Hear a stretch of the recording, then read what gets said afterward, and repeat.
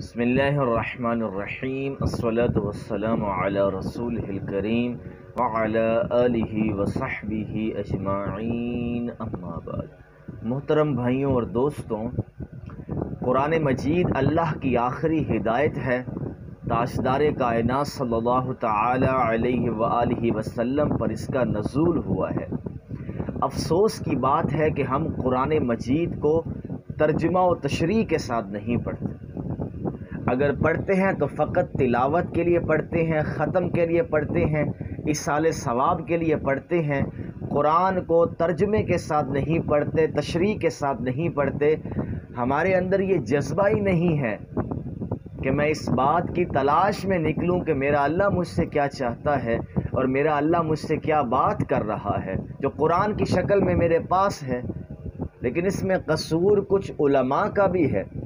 علماء اس بات سے ڈرتے ہیں کہ اگر اس نے قرآن براہ راست پڑھ لیا تو یہ ہمارے سامنے کھڑا ہو جائے گا، ہم سے طرح طرح کے سوالات کرنے لگے گا۔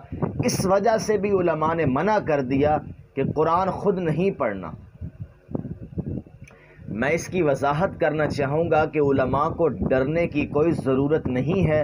قرآن مجید دیانتداری کے ساتھ رہنمائی کرتا ہے۔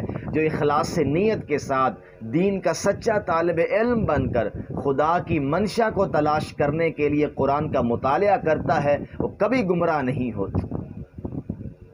نہ جانے کون سے علماء ہیں جو قرآن پڑھنے سے ہمیں روکتے ہیں۔ ہم غیر مسلم کو کیا دعوت دیں گے کہ وہ اسلام جو عالمی مذہب ہے، وہ قرآن جس نے پوری انسانیت کی رہنمائی کرنی ہے، اس کے علم برداروں کو ہی قرآن نہیں پڑھنے دیا جا رہا۔ یہ وہی مذہبی پیشوائی ہے جو ہمیں اللہ رسول کے احکامات کو سمجھنے اور مطالعہ کرنے سے روکتی ہے۔ عیسائیت میں بھی یہی چیز آئی تھی کہ سارے اختیارات اہل کلیسا کو دے دیے گئے، وہاں بھی بغاوت شروع ہو گئی۔ اور آج بھی آپ دیکھ لیں مذہب کے نام پر کتنی بغاوت ہے۔ تو میں عرض یہ کرنا چاہتا ہوں کہ علماء کرام کو ڈرنے کی کوئی ضرورت نہیں ہے۔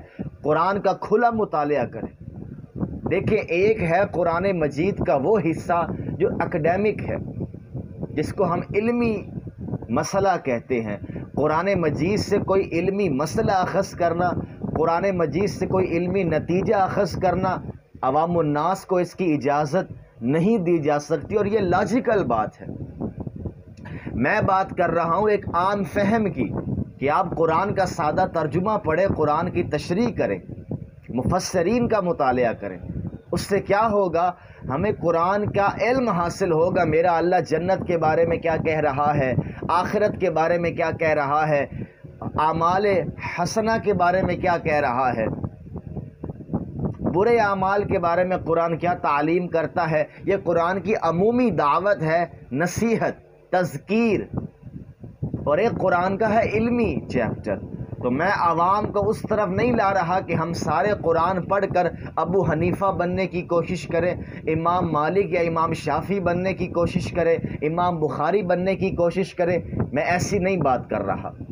اور اگر علماء اس وجہ سے روکتے ہیں قرآن پڑھنے سے، تو انہیں اپنی بات کی بھی تصحیح کرنی چاہیے کہ قرآن جب ایک قرآن کا طالب علم جب اس لیول پر آ جائے تو پھر اس کو علماء کی طرف جانا چاہیے۔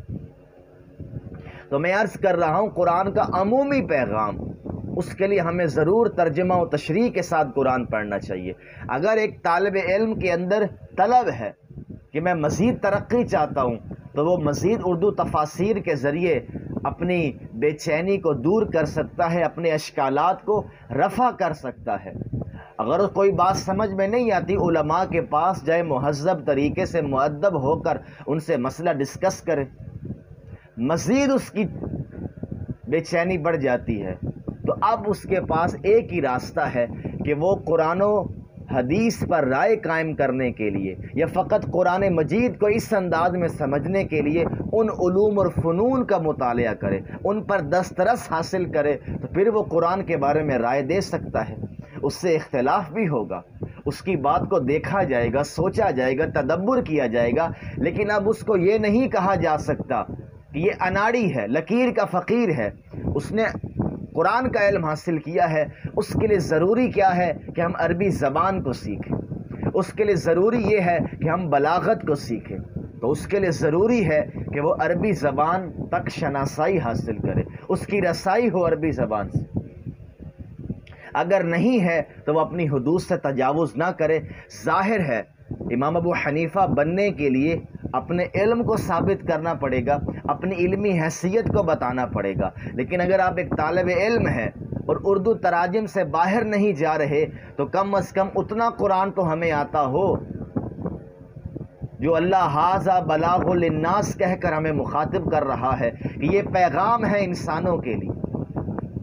تو صرف تلاوت کرنے سے قرآن فائدہ نہیں دے گا، ختم القرآن کرنے سے قرآن فائدہ نہیں دے گا، اصالِ ثواب کر لینے سے قرآن فائدہ نہیں دے گا۔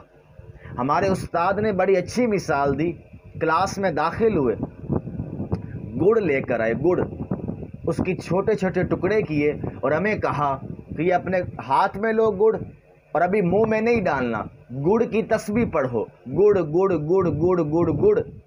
ساری کلاس نے تسبیح پڑھ دی۔ استاد نے کہا منہ میٹھا ہوا؟ طلبہ نے کہا ہرگز نہیں۔ استاد نے کہا اب اس گڑ کو اپنے منہ میں لو۔ جب طلبہ نے منہ میں گڑ لیا تو منہ میٹھا ہو گیا۔ تو یہاں پر استاد نے مثال دی کہ زبانی رٹا لگانے سے فائدہ نہیں ہوتا جب تک اس کو عمل میں نہ اتارا جائے۔ تو قرآن ایک تو ہے کہ ہم صرف عربی متن پڑھتے رہیں، چلے ہماری عقیدت ہے اللہ کی زبان سے نکلا ہوا ایک ایک لفظ بابرکت ہے، حکمت سے خالی نہیں ہے، لیکن اس کا نزول کا جو مقصود ہے کیا مجھے حاصل ہو جائے گا؟ گڑ کی مثال لے لیں۔ دوسری مثال ہمارے استاد نے دی، ایک بیمار شخص حکیم کے پاس گیا، اس نے اس کو نسخہ لکھ کر دیا پرچی پر۔ ہفتے کے بعد وہی بیمار حکیم کے پاس آیا کہ مجھے تو صحت یابی نہیں ہوئی۔ حکیم نے جب جائزہ لیا صورتحال کا تو بیمار شخص نے بتایا کہ میں اس نسخے کی تلاوت کرتا رہا پورا ہفتہ۔